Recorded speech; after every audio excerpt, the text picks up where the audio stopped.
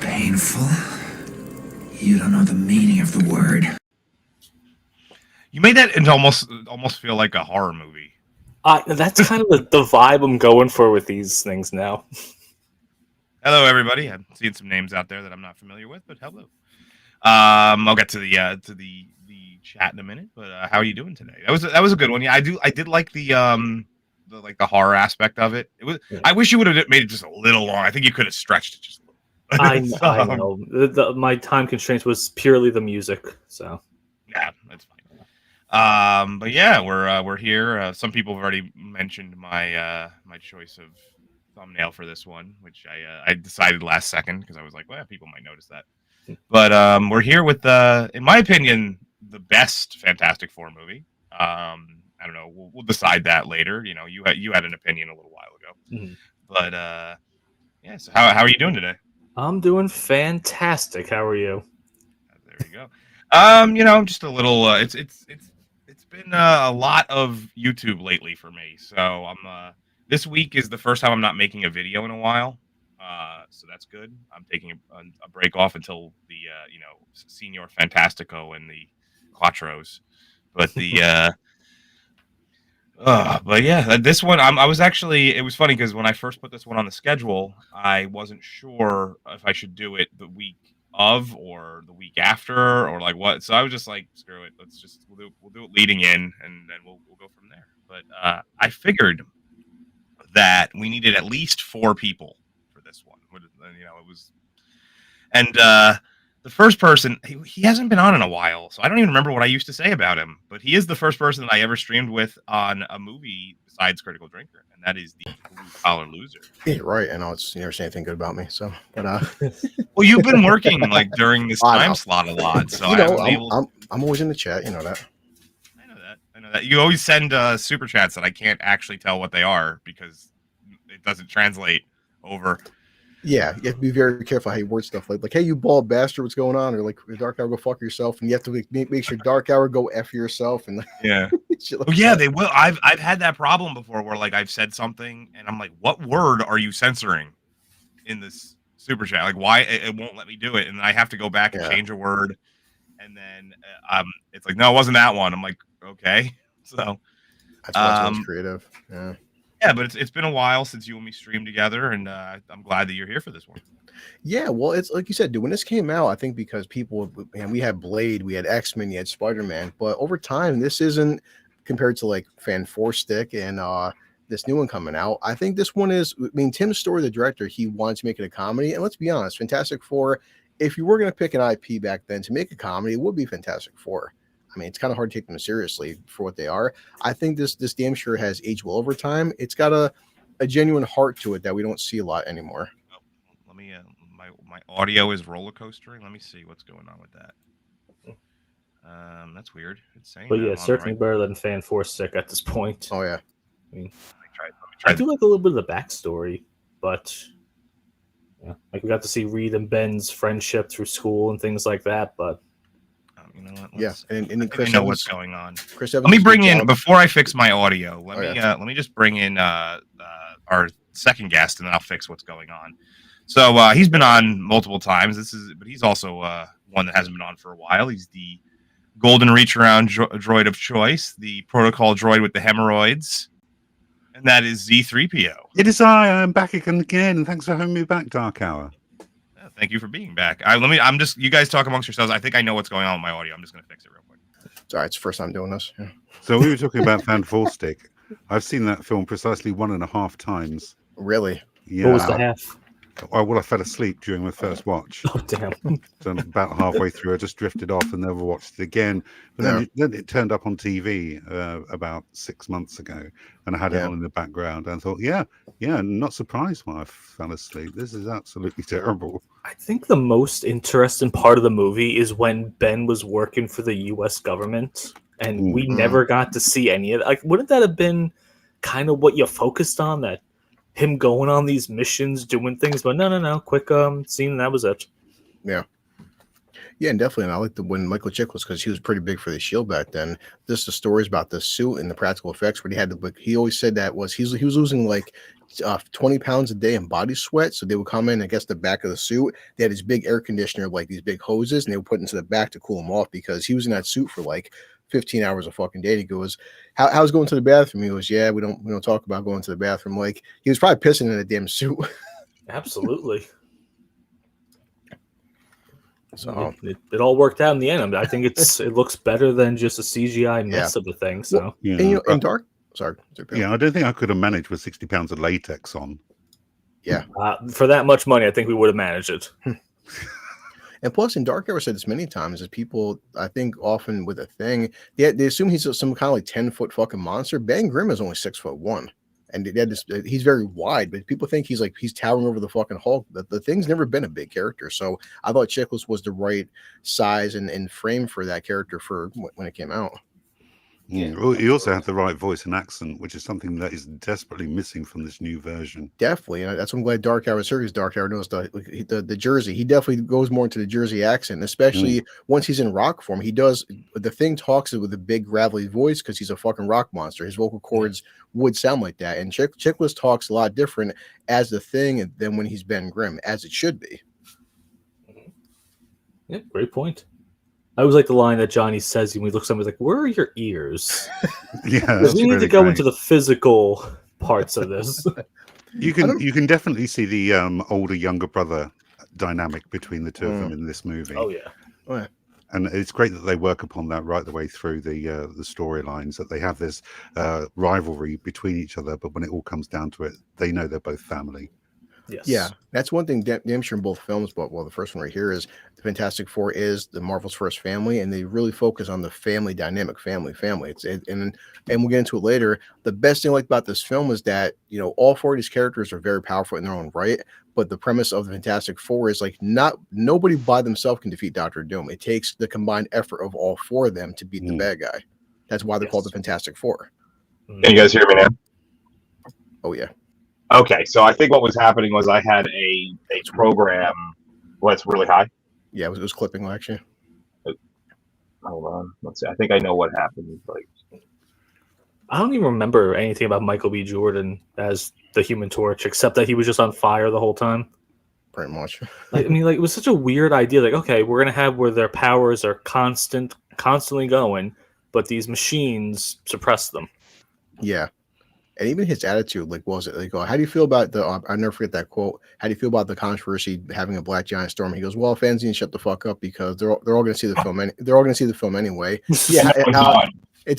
How's that box office there, Michael? Yeah. All the fans are going to see the shit anyway. I don't know about you guys, but I just couldn't get over a naked thing. Yeah. All right. So I think what was going on with my mic, I had downloaded a program for the Yeti mic that does like voice modulation sound effects, and I think it was interfering, so I just got rid of it. So now I think we're better off now. Do I sound decent? It's definitely audience. How do I sound? We'll go there in a minute. Mike. So you guys kind of covered a little bit of this, so we'll kind of fast forward through it quickly. But anybody remember the first time that they actually saw the movie? This one, not Fan Four Stick, not that. Not that garbage. This garbage. I bought it on DVD. I didn't get to see it in the cinema. I think my kids were about 3 and 1 at the time. So unfortunately, didn't get to see many films during that period. I think the only ones that did go and watch were Spider-Man 2 and Batman Begins. So a bit of a glut there. So I was quite happy with it. I've been a fan of Fantastic Four for quite some time. Started off with the 1967 Hanna-Barbera animated series, if anybody remembers that. Yeah. It's very, very basic. And then I counted them again in the 80s. I did read 2000 AD, which is my main read. But what did catch my eye was a March 1983 issue where the entire comic was printed in landscape mode rather than portrait. And it stuck with me, and I started reading Fantastic Four for quite some time after that. And for some reason, I've still got a Rise of the Silver Surfer Fantastica and figures in the loft. I don't know where that's come from, but I really love superhero films at the time. And when I watched this, I thought this is exactly what I wanted. I loved it. I thought it was great. Definitely one of my favorite earlier Marvel films out of the list. You know, obviously you've got to put Blade and X-Men in there and Spider-Man, but this one's in there along with my secret guilty pleasure of Daredevil. Okay, nice. Blue, what about you? Do you remember when you first saw this? Oh yeah, no, definitely. Brought my sister to the theaters, and I liked back then when they were actually handing out comic books. When you go see a film, they're handing out issues of Fantastic Four just like whatever free comic book day, and like the local comic shop would say, "Hey guys, here's a free copy of like whatever." I forgot what issue it was, but it was tied into the movie. And yeah, saw it in the theaters and said I overall enjoyed it. And as Dark Arrow said earlier, I don't think it's as bad as people think say it is. I think a lot of it because now in hindsight, with the MCU building an MCU universe, this wasn't building something because the different rights issues. You had Spider-Man, his own section, obviously Blade, Fantastic Four. But yeah, I walked out like, you know what, this is a okay film. It's not the best I've ever seen, but I enjoyed it, and I have no problem watching it from time to time. I think, like as 3PO said, they really focus on the family aspect, and as you, Joe, said, with especially with the Thing and Johnny. And I just, so definitely seen it in theaters. I think I saw it one more time in theaters. Well, I definitely remember my dad taking me to see this. He's a huge comic book fan growing up. So obviously, anytime a movie was coming out that had comic books that he had growing up, it's like, yep, we're gonna go see it. But yeah, I think it's one of those movies that I really don't remember people saying it was bad. I don't know. Like it's just like my circle when I was growing up, though. But I think it's certainly better than most of what we have coming out today. Like you said, there's a certain charm to it, but which is really sadly lost today. And I don't feel any charm at all with the new trailer or the new one coming out. Oh yeah. No, I mean it pulled a moderate profit on its 100 million budget. I think it got just over 300 million. But 2005 was a bit of a difficult year for superhero films. I mean, Marvel started off with Elektra, and we all know how that went. Oh, I was on Blue Collar Stream talking about that one. Boy. But DC had three bangers out, one after the other: Constantine, V for Vendetta, and Batman Begins. You're right. And when you're comparing Fantastic Four to Batman Begins, it really is no contest. I'm always going to go with Batman. I mean, for what it's worth, I mean, even checking Rotten Tomatoes, I mean, of course, critics 27, but audience score 45%. I mean, it's still not great, but it's not terrible. I mean, it's still 45% audience rating is 50%. It's middle of the road. Which is quite frankly ridiculous, because you look at other Marvel movies that are released today, things like Thunderbolts, and even the Marvels are getting ridiculously high ratings, and there's no way in hell these movies are better than this. Sounds like something suspicious about that. All these randomly high ratings for movies that are no one's watching. Yeah, I mean, on Rotten Tomatoes, Rise of Skywalker is still at 86% since day one. You can't tell me there's something sus not going on. Nah, something smells fishy over there. But why though? Is there I mean, let's just say, for example, I'm like Rotten Tomatoes, just for example, they're paying me money. It's not making you guys want to go see the movie. Like, have you ever seen a Rotten Tomatoes score and said, "Man, I got to go see this thing"? No. You guys I mean, not from the groups that we circulate in, but your average normie is going to look at this and go, "Well, that's worth buying a ticket for," without realizing that all the critics have only scored it around 60%, but for some reason it's got 100. Yes, something, Russ. Thank you. Oh yeah. Sorry. So I just disabled my wireless headphones. You're coming crystal clear now. Okay. Yeah. I think it was something was crossing up. That's so perfect. Yeah, because you're definitely some staticky. That's perfect, man. Okay. Yeah. So what it was doing was, for some reason, it wouldn't let me switch off of my wireless headphones. My Bluetooth headphones for some reason. So I Yeah, just, me and Enzo tried it once. I tried using the Apple because I got the iMac here, the Apple Yeah.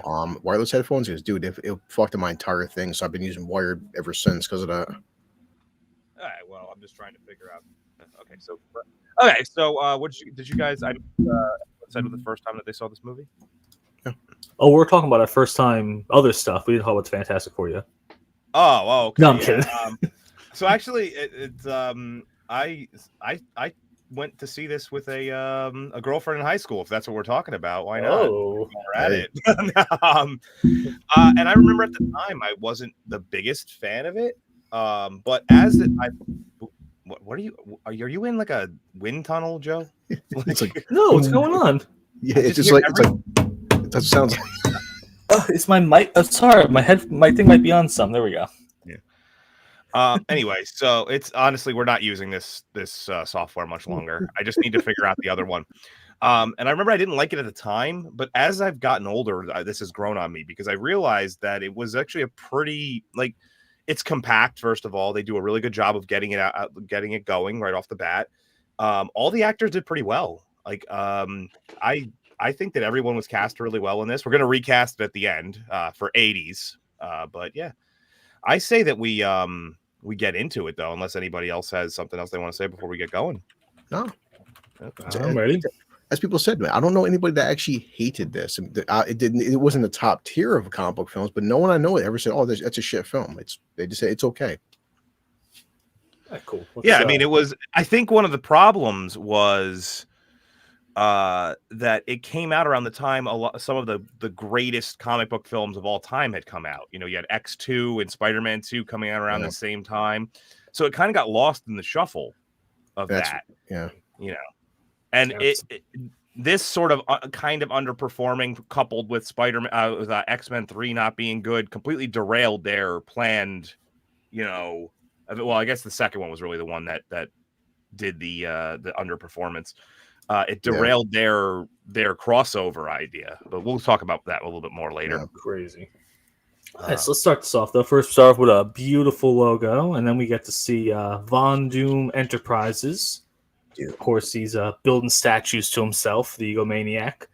And we finally get our first glimpse at Reed Richards and Ben Grimm. And like how you said, we finally, like it's literally It's the first scene in the movie. we finally get to see them. 1 second. Sorry, after that microphone stuff, I'm like hunched over my everything, trying to not move. It's fine. So It's great from this very first scene that you see them together that they firmly establish their friendship. Oh yeah. Absolutely. What I really don't like about Reed's, I guess, backstory here is that they keep saying how poor he is, and all the summaries talk about that he's broke. Yeah. He ain't broke. I don't know where that's coming from, but they went to Von Doom. I'm sorry. In the comics, he does have a lot of money, but he also has this thing where he will often drain all of his resources into a project. Because that's his biggest weakness. That's Mr. Fantastic's biggest weakness is he doesn't really he's the personification of deer in headlights in the comics. Like he gets so hyper focused on a specific task that he's trying to do that often everything else around him will suffer because of it. Yeah, including his family and some issues where he's completely neglected his kids and Sue. Well, now that he's doesn't want to drain his funds, he wants to drain Victor Von Doom's funds because there's a Victor, I'm here to drain you of your money.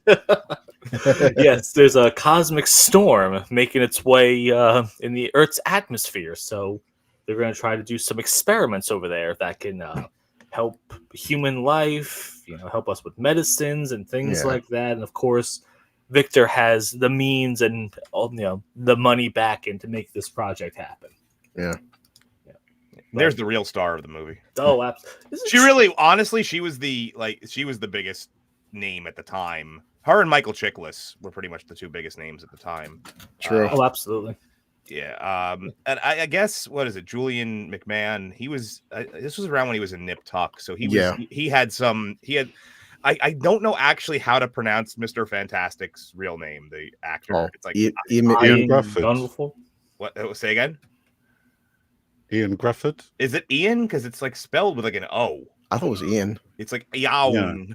Yeah, it's like Welsh version of Ian. Oh, okay. Yeah. I never realized that. Yeah, but he wasn't really. I mean, he had been in a lot of things, but he wasn't the draw for this movie. No, Oh, no. not at all. Yeah, definitely Jessica Alba, and she plays his chief geneticist, and somehow Reed's ex-girlfriend at this time, though. So I wouldn't be surprised if Victor hired her just to snub it to Reed, because they talk about their times in school a lot. So I don't know. I just kind of see that as a power play move that he would definitely have hired her just to screw with him. I don't know if any of you looked at the descriptions that I put for all of these for all of the actors. I don't know. What did you do? So I could actually, what was it? I said starring Jessica Alba half naked. Well, yeah. Michael Chiklis as not a cop this time. Like a pre MCU Chris Evans. Like and the one for Ian, this guy. I was like, this was before he urinated on men for money. That was anybody who knows that movie. joke from? Yes. But Grafford came in on a recommendation from Jennifer Alba. I think Jessica Jessica Alba. They also considered Brendan Fraser, I think. He was. He's too big. Yeah, he's a little. I mean, at this time, he was still doing the Mummy movie, so he was pretty jacked at this point. Yeah. So that probably wouldn't have worked. I think Ian plays a very good lanky, slender guy. I don't think he could be really huge and jacked. Yeah. But sorry. Yes. So So what's it? Ben, I guess, and Right at this moment, Ben is already turning into the Thing. He's already getting rock hard at this moment. So it's. So Victor Von Doom wants to go along with this journey too. He wants to definitely profit from this. He doesn't really care about, I guess, the medical benefits of humanity. He knows that he's a businessman. He has a board of directors and everything like that. So that's, of course, business comes first to him now. Oh, dude, these numbers, as I'm watching right now, because he's like, well, Reed tells me, hey, listen, I'll sign a fair percentage. Victor's like 75% plus the applications, plus his patents, plus the copyrights. And Ben's like, fuck, you want his firstborn too while we're at it, dude? I love that they mentioned the firstborn. I do like that because they were already pre-setting up for what would eventually be Franklin and Richards. They just never got to that point. Yeah. But I really think that there was a few billionaires sitting around, watched that scene and went, hey, we can actually make a TV show out of this. And that's how Shark Tank was born. Yeah. Like, we're just going to bring in people with ideas and steal everything from them. If they'd done a third Fantastic Four film, I'm 100% certain that Franklin would have been the center of it. Yeah. Because the first and second one are just like direct continuations of Reed and Sue's relationship. Getting married in the second one, proposing in the first one. And I assume that they would have a kid in the third one. What could have been? Instead, we have Pedro Pascal now. That was also something I put in the description. I put #fuck Pedro Pascal. Yeah. So these two definitely have some animosity over the years. They seem to have broken up at just the thought of them moving together. There were too many variables and stuff like that, and clearly she has not gotten over this whatsoever.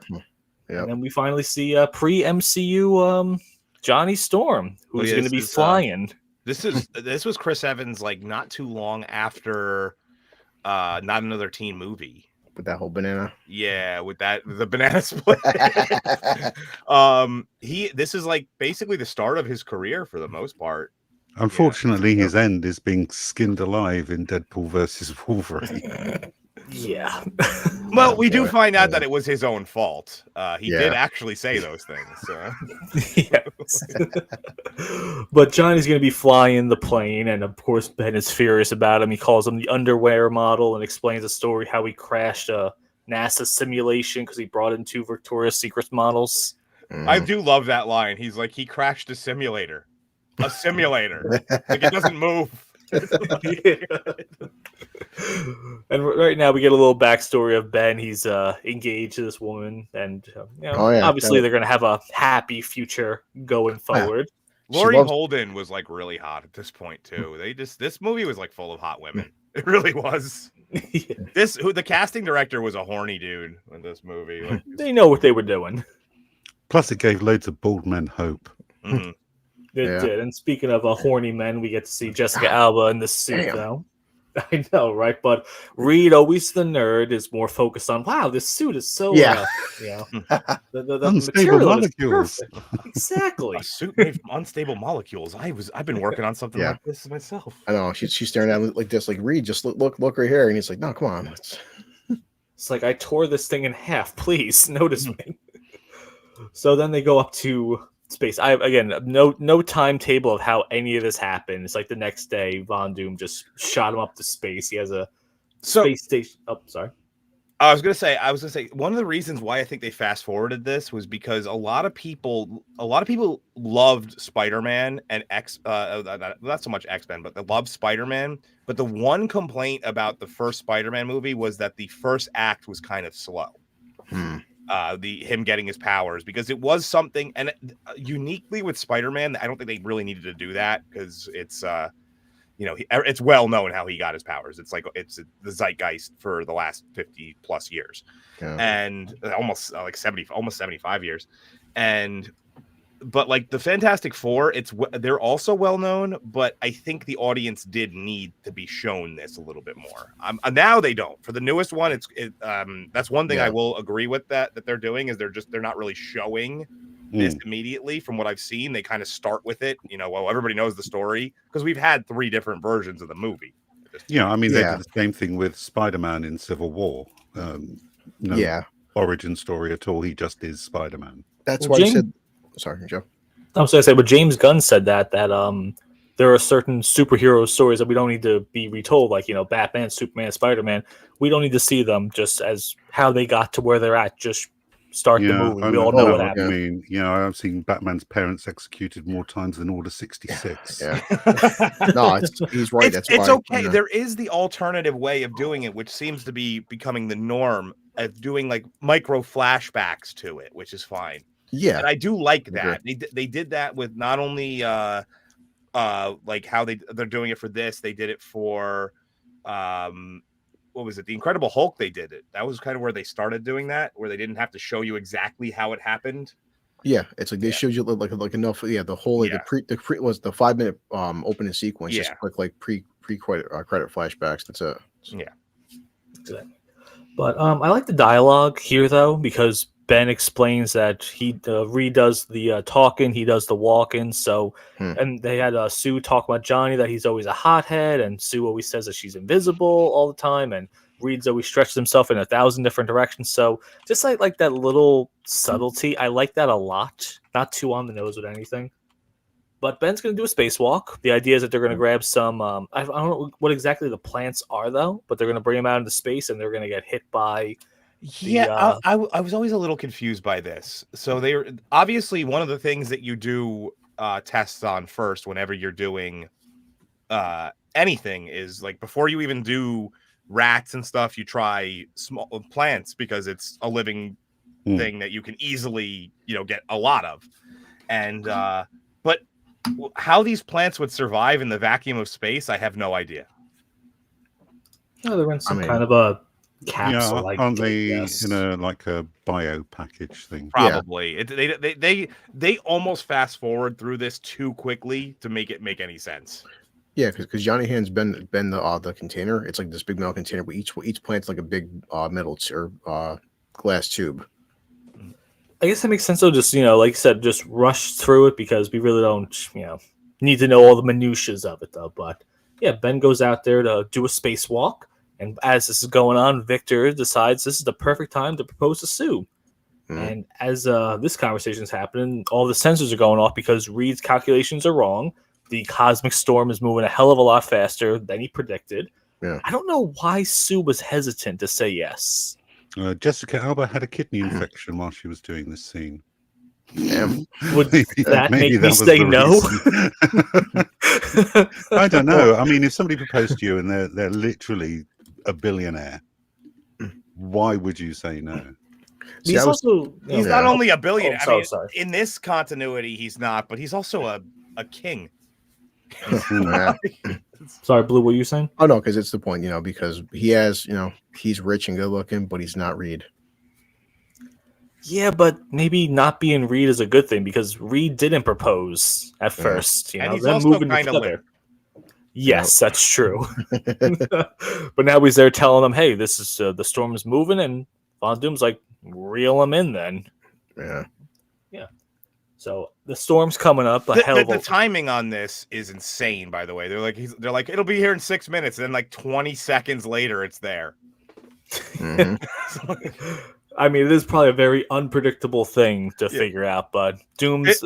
I can only imagine what this would be like. Okay, we have we're going up in space. We have 7-8 hours, and then they're like, no, we have about 7-8 minutes. We have 7 seconds.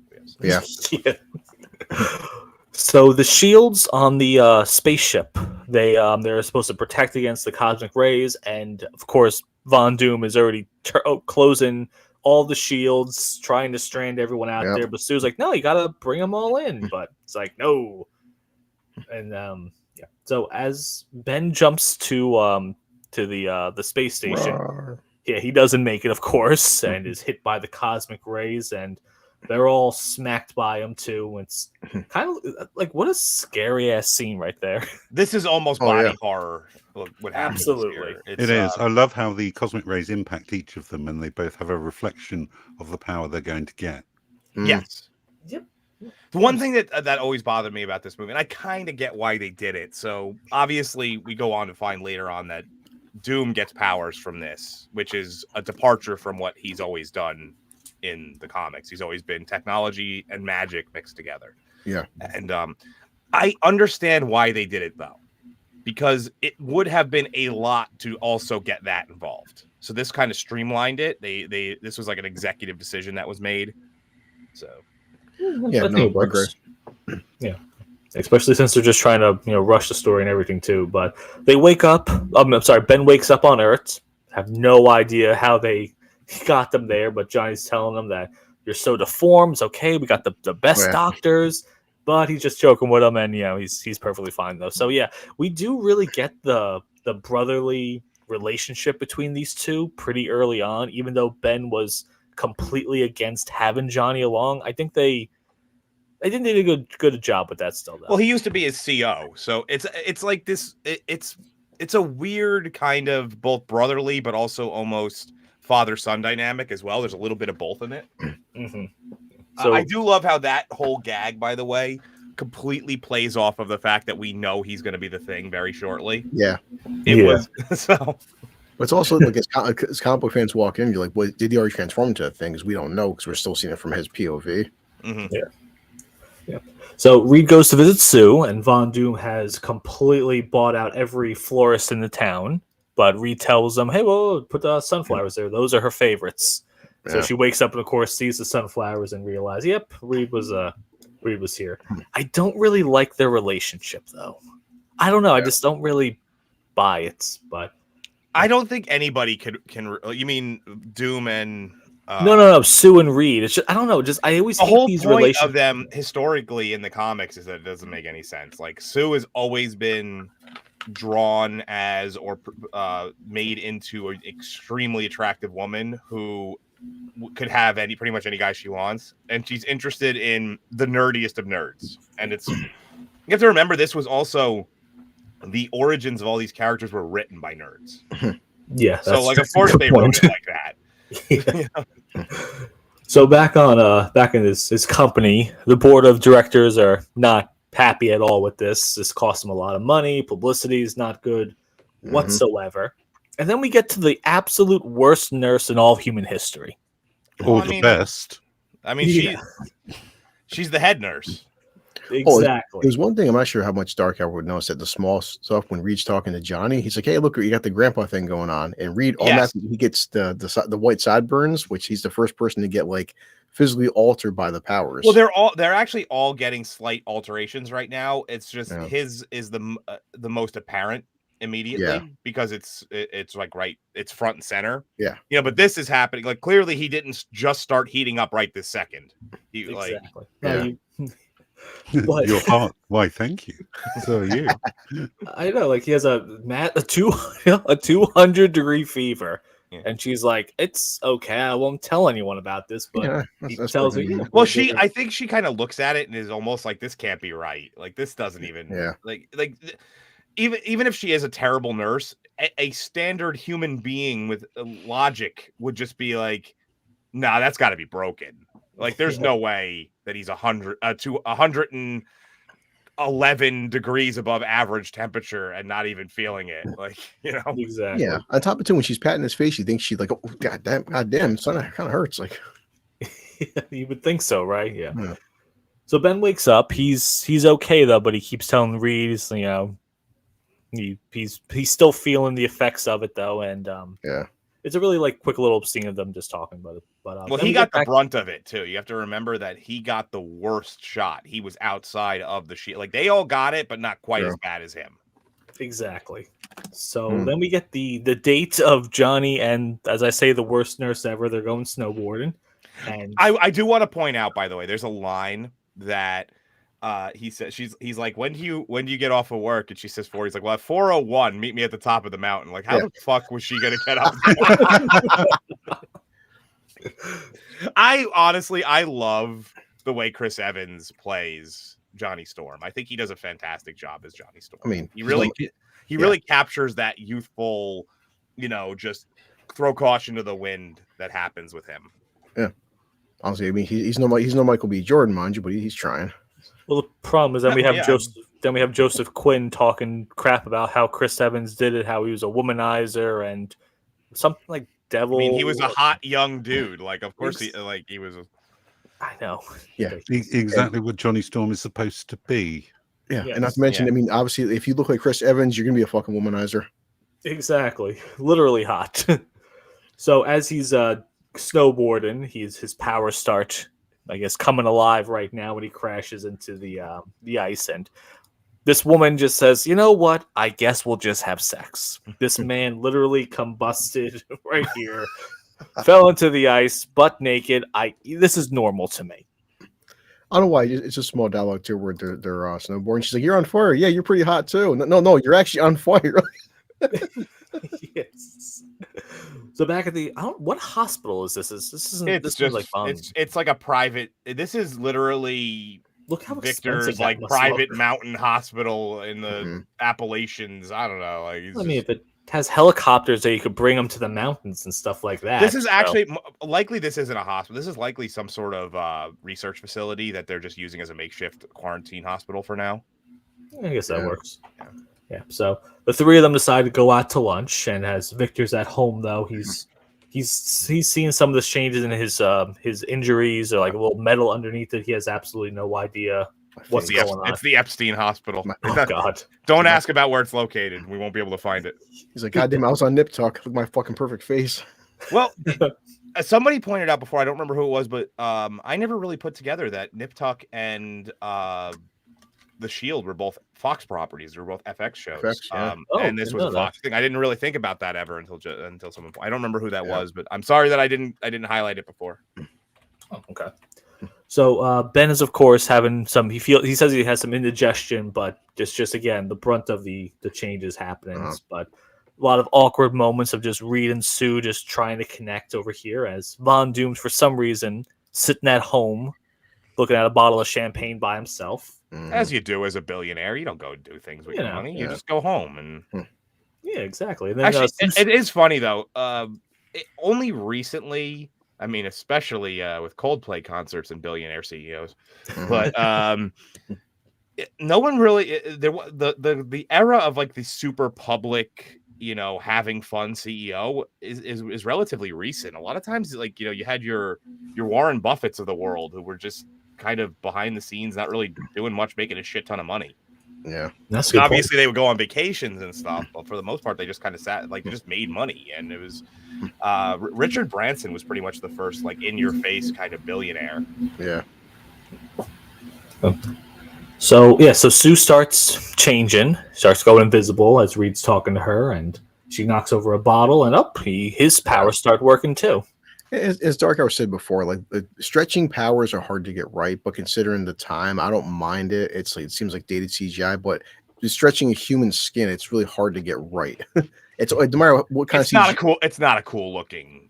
I mean, there's nothing. Power. Whether it's 20, 25, 50 fucking years from now, the human arm isn't meant to be fucking 10 feet long. There's nothing you can really practically make this. There's no practical effect for that not looking stupid. It's Well, that's one of the reasons why they didn't do it for Ms. Marvel in her show. Because they realized it's a weird looking power. It's not really a particularly cool one. And it's first of all, and also on top of that, if they have two stretchy characters, it's gonna immediately. That was another decision, but no, you can't have that. No. I didn't watch it, but didn't they essentially turn her into a Marvel version of Green Lantern? I would say that what they really did was they took Quasar's powers. If you know anything about Quasar, from the comics, that was really what they did. They made her into Quasar because I have a feeling they were never going to use Quasar anyway, so they just used. Oh, give it time. They're running out of heroes. They have no one left at this point. Yeah, I mean, if they need more cosmic characters, they have plenty more to choose from before Quasar shows up. You know, I actually wouldn't be surprised because I play Marvel Strike Force, and they're kind of going along with the movies and stuff like that. And he just became an unlockable character, so maybe Quasar? there they are. Yes, he is. Yeah. Yes, maybe they're hinting at that. With the cosmic stuff, they did the Nova Corps dirty, and Nova the hero. They did them dirty as hell. Yeah. So Johnny shows up. Of course, couldn't wear a pair of pants. He's explained how hey, there was fire everywhere. This is how I look at myself in the mirror very often. By the way, Oh yeah. just angrily. I will say this: Michael Chiklis may have the greatest bald head in the history of Look at that. of Hollywood. Hey, like he shiny. really I can't see him with hair. Like I just couldn't. No, not at all. Remember, actually, he was in an episode of Seinfeld where he had hair. Yeah, He was in you're right. Seinfeld. Yeah. Yeah. But like ever since the Shield, you know, when he shaved his head for the Shield, like he just was like the perfect bald dude. It was like, Yes, he was the perfect cop look. yeah. Yeah. So Johnny's loving his powers. He's having a lot of fun with it, and they're trying to get into Ben's room. He's grunting, but the doors are locked, and Reed's like, "Huh, I think I got this." As he stretches his arm through underneath the door and unlocks it and everything. And the whole digital effect, like seeing his fingers just go like that, shrinking down and flattened out, and but of course Johnny's like, "That's gross." Yes, Johnny plays a lot of these lines perfectly. Yeah, You could tell Chris Evans was So, whether or not you like him as a person outside of acting is whatever, but Chris Evans is really good at timing. His timing on lines. I mean, just think about when he was Captain America. You know, I understood that reference is hilarious because of his timing. There's a lot of things that probably shouldn't have been funny lines, but they are because of how he delivers them. Yeah, I feel the same way with Alan Richardson for Reacher. You can love or hate Reacher, but man, he's got some great fucking deadpan comedic timing for Reacher. So Ben has broken out of the facility. And, of course, Victor Von Doom is pissed off about it because this is his facility. He's like, I got to fix that wall now. Yes. But back home, Ben's fiance put up a banner and everything. I don't know how the hell he got from there to New York City without anyone noticing him whatsoever. Yeah, he's technically naked. Yes. For the run. And also, I love how Laurie Holden's character, I can't remember her name all of a sudden, but she... what? Say again? Debbie. Yeah, I remember Alicia because that's, but I never remember Debbie because she's the one who you're not supposed to remember her. You're supposed to forget her. No. This is just how she decides to go out onto the streets of New York. Yeah, I mean, as you do, you know. Yeah, the dark. I mean, look, if you move into the New York, New Jersey area, that's common. Again, the casting director knew what he was doing with this. So Ben calls her on the phone. Of course, he doesn't want to see her at all, but she begs him to come outside, and he's wearing a Ninja Turtle trench coat, pretty much. And she sees it and just freaks out, runs screaming. Well, he was the first one to do this in the comics. The Ninja Turtle aspect stole it from him later. He was the first one to do this stuff. Did not know that. Yeah. Okay. Yeah, so it is a small thing. I do like the whole fat fingers and the buttons. Yes. Well, the fact that he only has he has 3 fingers, so it's like has to, that always was one of those things. It's like one of those small details about the character I've always loved is that he loses a finger in the process of transforming. Yeah, things are not working out for Ben whatsoever. So we cut to New York, and he's just sitting on a bridge, talks to to a nice little bird friend of his who just poops on him. Like usual, having the worst day. But then he's doing this. Some suicidal guy is standing next to him. Some investment banker who just lost a major account. It's just So Ben, the dialogue. He's like, "Hey, buddy, think you're having a bad day? Look over here." So I do want to talk about this for a minute because this is where we really get to see Ben for the first time for real, like not in the dark. What does everyone think of his? Because this was very much practical. They didn't use a lot of CGI for him 100%. Specifically. Like obviously they probably touched it up a little bit here and there, but this was mostly a latex suit. And I think it looks fantastic, actually. It actually does, and I think the sound effects as well that go with it, because every time he moves, you can hear stone on stone grinding. Mm-hmm. Yeah, and that really emphasizes his character and makes him actually believable as some sort of orange rock monster. Yeah, I'm so glad 3PO said that, especially like with the part coming up with the ring, because as he's trying to grab the ring, you hear stone scraping on concrete. Yeah, it's just it's cool. So like they tried something similar. So I don't know which ones of you guys have seen the 1994. Yes, the Roger Corman one. Yeah, the I like me and Uninspired had done. Unfortunately, we had done a commentary on it, and of all the things that I've ever been copyright struck on, it was that some douchebag struck my channel for it with no warning, and I had to rip it down and like basically beg him to pull the strike off. It was so frustrating. That particular movie of all other movies. It's like, how can you even claim the rights to that? The company that did it doesn't exist anymore, and it never got an official release. It's basically nothing. But they tried the latex outfit in that one, but I think the times weren't quite ready for it. It looked very fake. This one looks really good, and then they completely abandoned the latex suit for pure CGI in Fred Forstick. Yeah, it looked horrible. And I think that the upcoming one for First Steps looks a lot better than the Fan Forstick, but I still don't think it looks as good as this. No. And top of two small things like you see Ben walking onto the beam, it can't handle his fucking weight. I love it. And when he jumps off, he actually crashes into the concrete. The concrete impacts with his feet, so showing how fucking heavy he is too. So as he's doing that, the guy decides he doesn't want to be suicidal anymore and falls into the streets. And as the truck's coming, Ben just decides, I'm going to take the truck versus just grabbing the guy and running. This dude would be dead. The truck driver would be dead as fuck. Yes, he just destroyed this thing. Well, because he's not even hitting his brakes, really. So he barrels into Ben at about 45 to 55 miles per hour. And he's dead. It just Well, we see him in like 2 slides from here, and he's completely fine. But on the same bridge, our other heroes are on there, giant traffic jam, and I don't understand what the logic of this was, other than let's just get Jessica Alba to take her clothes off. So I want Z had mentioned this earlier in the chat. He was actually like the first person to mention it. Well, this is the most pointless scene in the movie. Yeah. Other than that, it doesn't accomplish anything. I thought about using that specific one, but I was afraid that one as a thumbnail might be just a little too far. Yeah. So I backed it up by about 10 seconds. I think the director of this just wanted her naked for a scene because it serves no purpose. But the next thing that you see is all 3 of them are past the blockade. Yeah, it doesn't actually do anything. It's just like, no, has she extended her powers and made them invisible as well? Or just push the people out of the way or something. It's like, take your clothes off. To do what exactly? It's even funny too. Johnny whispers, he's like, this is so wrong because it's his fucking sister. So the police show up, and thankfully I can just see like the director and the writer, like when they're doing their read of the scene, like Jessica Alba being like, is this necessary? And they're like, it's absolutely necessary to the plot. Yes. The plot cannot progress without this. In fact, you're the only reason they get to the front of the blockade. And she's like, but they don't have any reason. And she's like, don't ask questions. The director looks at him like, it's essential to the plot.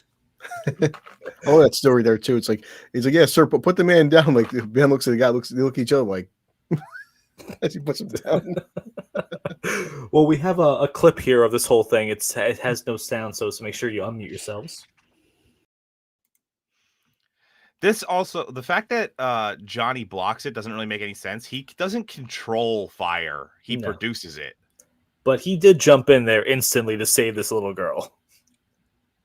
Oh, yeah. I mean, it's funny because they play this scene off as hyper heroic, but actually all of the destruction is done by the Fantastic Four completely. It's all their fault.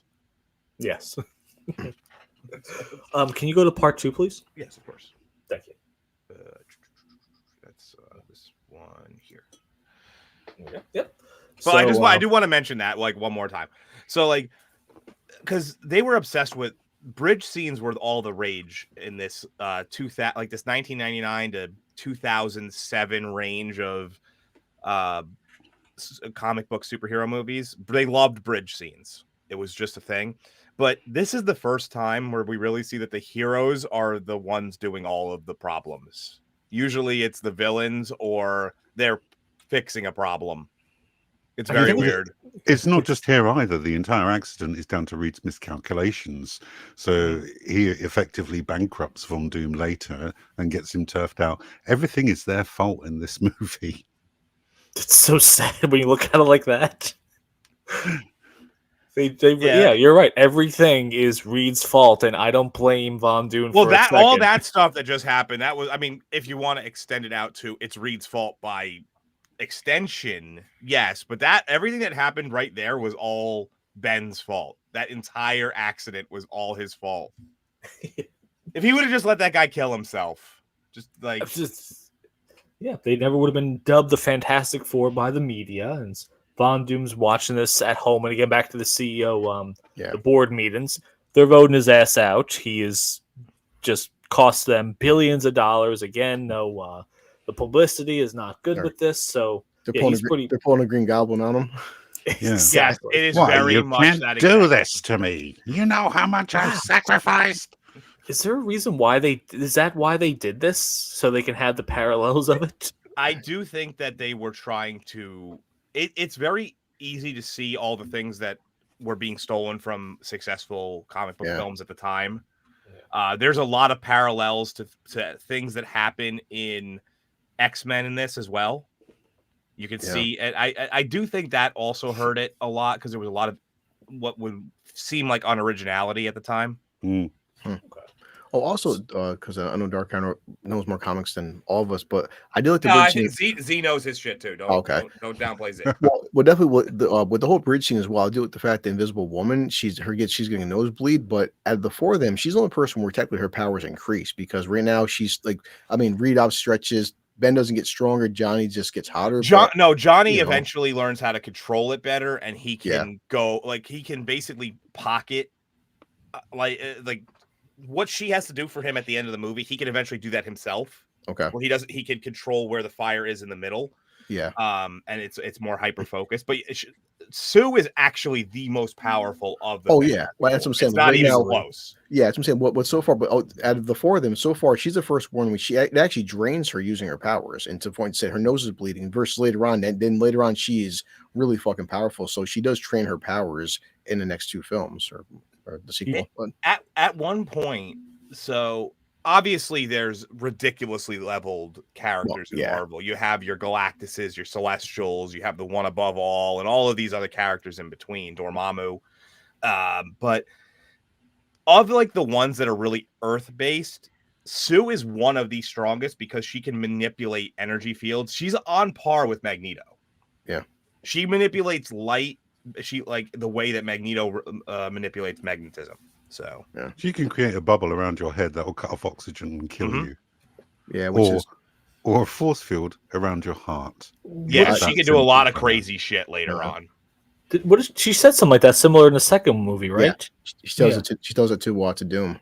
Can we go back? I think we went wrong. Yeah, there's the Stan Lee cameo. Yeah. His cameos were a little bit more. I liked his cameos in both of these. I think the better one is in the second one, though. Absolutely. Yeah. I think his all-time greatest cameo will always be him as Hugh Hefner. I think that will always be his greatest cameo. Yeah, that was a good one. That or Tony Stank. That was a good one too. Probably the Tony Stank one. I think it's more memorable. But yeah, they go back to the Reed's place at the Baxter building. Again, how is this guy broke, apparently? Well, Top floor of a New York City place, obviously. he owns the Baxter building. Like, it's in the comics, they own the Baxter building. So I think what it is he's draining all of the money that they're making into other things. On top of the fucking rent and the damn electricity bill. Oh yeah, the electricity bill is insanity. Well, you can't spend it on the elevator weight thing, clearly, because then Ben has to walk up the stairs. Well, you know what would happen right after this is now, like, Reed would now hyper focus on making an elevator that helps the situation, and that would derail what was going on. It's like, guys, we have to live with our powers. We need to get this elevator situation figured out right now. They use the same joke in Endgame, don't they? Yes, they stole that. Hate the stairs. Hate the stairs. Yeah. They literally stole that directly from this movie. I'm glad you noticed that, because I remember when I saw Endgame and that was the first thing I thought of. Mm-hmm. So Sue does some snooping around in Reed's underwear drawer and finds a thing of his greatest accomplishments. He has pictures of them and things like that. But of course, Von Doom comes in there to bring her to his super penthouse, which is kind of across the street, I think. Later on, New York is such a small place. It's just like... Exactly. But of course, she refuses because she wants to stay with Johnny. And as he's leaving, Reed kind of apologizes to him. And Von Doom's not taking it. It's like, this is your fault. All these lives are in jeopardy. My business is tanking. I'm not going to let myself get embarrassed by you. And as he's doing that, the lights start flickering, and Reed starts noticing something's up with this guy. Yeah. As he goes into the elevator, he punches it, and then it's got the metal skin coming behind it. Reed's autism would make the rest of the movie about raising the weight limit on the elevator.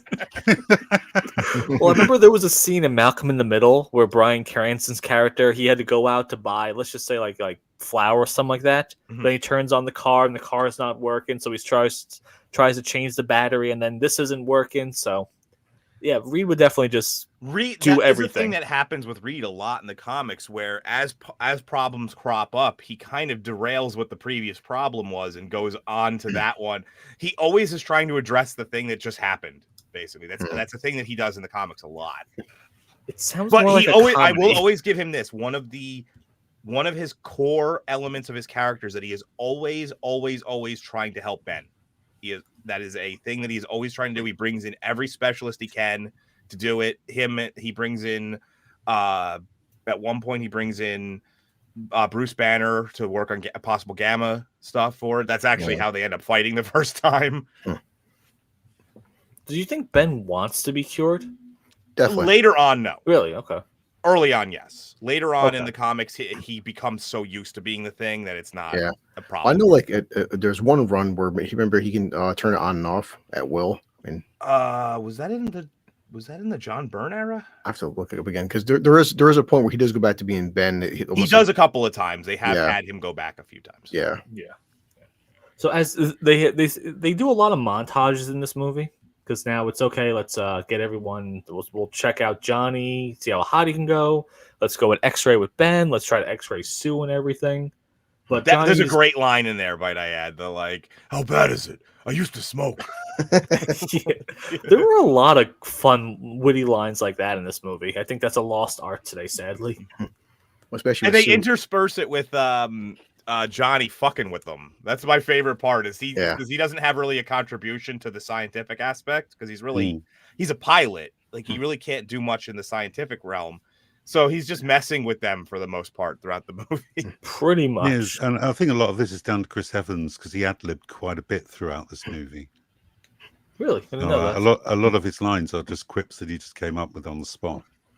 I still like Reed talking to Sue about, well, if you just had more self-control, you could control your powers better. Okay, what were you feeling? Anger, frustration? She's staring right at him. His face. It's like, you think you can, any way you can duplicate that feeling of rage and frustration? She's like, yeah, I can. Exactly. But after that line where you just said, though, then she decides to get into let's talk about our relationship and everything that went wrong with it. It's like, I don't really believe these two would have gotten back together ever. I think she would have moved on, and maybe he might not have, but I really think she would have moved on pretty fast today after this. Yeah. I mean, she would not have been without suitors. Let's put it that way. Oh, 100%. I mean, especially billionaire suitors, apparently. Yes, well, this billionaire suitor is now getting his arms examined and everything. And the doctor's telling him that you might have some kind of a virus. We have to call the CDC about this. You might be infecting everyone, but Well, as you know, every virus that turns your body into titanium, it's just exactly. But Von Doom's not having any of that crap. Oh, one thing, when Reed was experimenting on Johnny, did you like that part where he's like, "Yeah, I did set you off. Why? Because at this point, you could have fucking like burned up the entire planet's atmosphere. That's how hot you went." And I'm like, that's dangerous shit. Johnny's that powerful. So yeah, so the problem is that he can't control it. Like I said, later on in his existence, he learns how to control it better.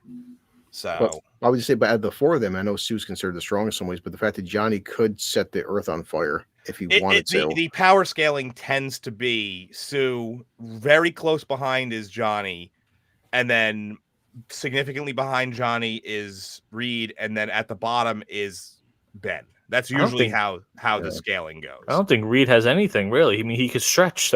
I know. Yes, he could do like the turn into a wheel. And well, he can do a lot of things with his body, whereas like Ben is really just strong and tough. Yeah. That's really his, Yeah, because what's the funny part with Reed being like Mr. Plastic or Plastic Man is like because he can stretch a lot of things that practically he's bulletproof. He's almost fireproof. He can like the Hulk if he wants to, he can like wrap himself around the fucking Hulk and you can't move. Like there's and as Bush said, Reed is also very strong per capita. Like he mostly because of leverage. Actually, he can leverage things very well.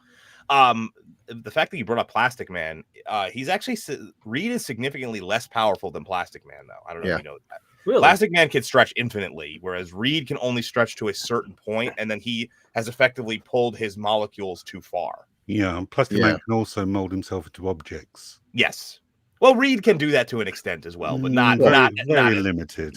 Yeah, what I'm saying, especially because the kind of character he is, like say for instance, Hulk wanted to punch him. Okay, Reed will just like basically he's immune to punches because the force would just expand the force. It's like that scene in SpongeBob where he's getting punched. Man. Yes. Like so Ben is pissed at Reed because he's taking his time with this. He's like, we have to make sure this is done right. This could get worse. Like, how could this possibly get worse right now? So then they got a lot of montage. The two things this movie has a lot of is montages and wire works. They have so many people just flying through the air in this movie. Yeah, I remember this, and it's being big criticism. People were saying they didn't like the fact that we're seeing these superheroes do everyday things like Reed goes for the toilet paper. Exactly. Or Reed is stretching. He's shaving. Like, who wants to superhero shave and use the bathroom? Like, well, they do though. Well, that's I've always said this, that the Fantastic Four, one of the reasons why they are very hard to translate into a movie, they'd probably be better off for a show, actually, because a big portion of what their whole thing is the familial dynamic between them and how they deal with each other. Definitely. And then I forget who said this. I read this somewhere.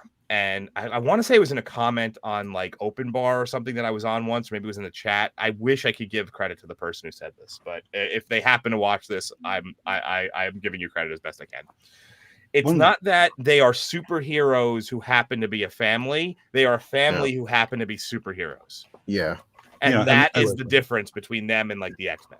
And this scene here perfectly represents that, because even though Ben's got his mutation, their behaviors to each other have essentially remained unchanged. Yes. They still see each other as Ben and Johnny. And that's what it is. They try making like the four to be like, even in the comics, usually they try to make them very like, I guess, low key in a sense. It's like people know Superman shaves, you never see it though. People knows Peter Parker showers and goes to the bathroom, you never see it. They used to show the Fantastic Four, despite their abilities, they're still, in a sense, everyday people. They still have to sleep and eat and poop and things like that, but people don't want to see superheroes doing everyday things. I would love to see a montage of superhero poops, because I would love to see like how like does the Thing poop rock? Like does the whole remember shit gamma radiation? Like remember in the second movie, fucking Johnny's got a good joke about Ben.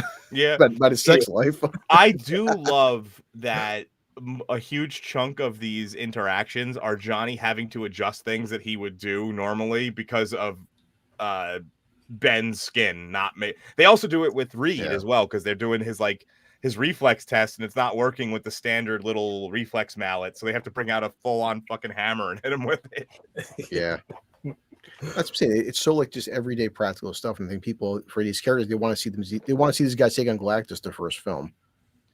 Pretty Yeah, much. family superheroes with the comparisons to Incredibles. Well, the Incredibles is based on the Fantastic Four. They stole. I mean, I guess now you could say that they borrowed because they're all under the same banner. But at the time, Marvel wasn't under the Disney banner, so they really just flat out stole the idea. How did they not get sued by that? They changed just enough. If you think about it, like I guess. the stretchy one is the woman. They basically added the Flash instead of a fire user. They didn't make Frozone you got is not Fantastic Four. Yeah, so they changed just enough to not be technically plagiarizing. Yeah, good point though. But Von Doom's at home learning his powers, obviously very pissed off about everything that's going on. And he decides to go confront the head of the board and tell him just pretty much man-to-man conversation. Hey, I was really upset what you did. Is there any way we can work this out? No, I'm kidding. He just decides I'm going to fire lightning blast him through the chest. As you do. Right, yeah. Yeah, I think the problem I have with the scene is that later on we see him do this stuff and we don't really get why everyone doesn't die instantly. Oh, just like later on, they kind of nerf his powers for some reason. It's a great shot, though, man. Look, his whole fucking chest. It is. But then a lot of people compare this back to the original Spider-Man movie where Norman Osborn attacks the board members after losing the company. So it's another thing that they've copied from that movie, which really didn't serve it very well, in my opinion. But somehow, I'm sorry, you're saying? No, go ahead. I was just going to say, somehow Reed has the money to, yeah, this is why he's always broke. Every time he gets money, he's doing it shit like this. What I was going to say was, I always wondered. So had Sony kind of allied themselves with Fox instead of selling the rights back to at least half the rights back to Disney to bring him over to the MCU, could they have built a shared universe that would have been on par with the MCU? I've always wondered that. I think we're going to get that.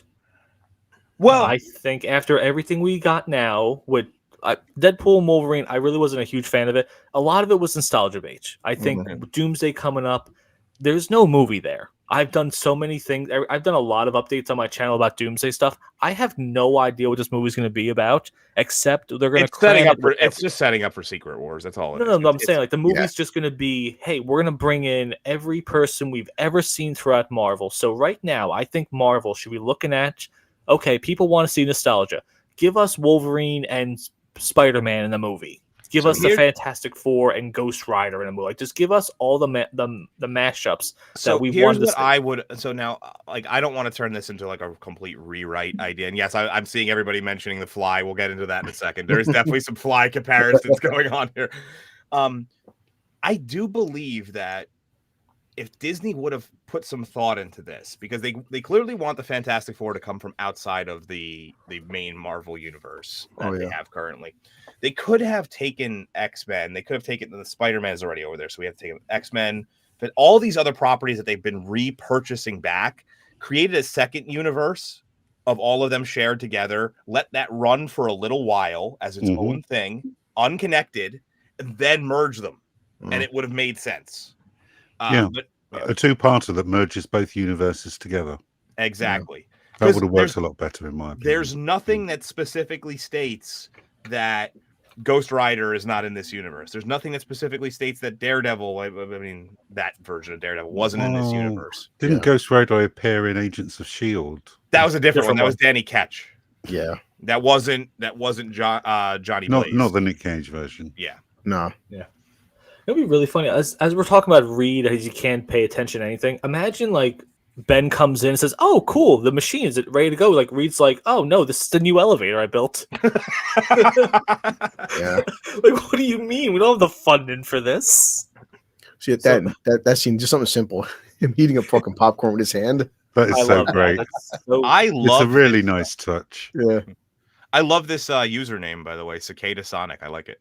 Wow. But yeah, Nick Cage, Ghost Rider versus Anya Taylor-Joy's Majik. Yeah. Plus, this reminds you guys remember X-Men 2? Remember Wolverine gives fucking Bobby the beer? Yes. Yeah. See, that would be funny. Like, just superheroes living just in the regular world, just trying to just do their own thing, and then we get. That's cool really scenes the like fun that. aspect of this movie is that they use their powers for a lot of dumb shit that you would. Yeah. You would. If I was a stretchy person, I would reach into Oh the my. other room to get toilet paper. Not Like, wrong. No, I'd stretch my anus all the way to the toilet seat right now. That's what I'm saying right now. Like I'd be pissing on stream, you wouldn't know. No, you make a face when you do it. Like So that's why Sue never left Reed Exactly. everyone knows. with his new powers in place. well, they do. I love. Yeah, There's boy. a subtle. I think it's in the second movie when he gets drunk and he's at the club and he does that whole Oh thing. yeah. And he makes his fingers huge, and all the women are like, I'm seeing that True. everywhere on Facebook now. Like, just the pictures of their faces, be like, oh yeah, that's why he was so popular. Yes. I did look So, to John being a dickhead and fucking poor guy melting his tires. Hey, your sister and that damn rock monster, you piece of shit. And he's like, oh yeah. And "Where's your hot sister and a rock monster?" Yeah.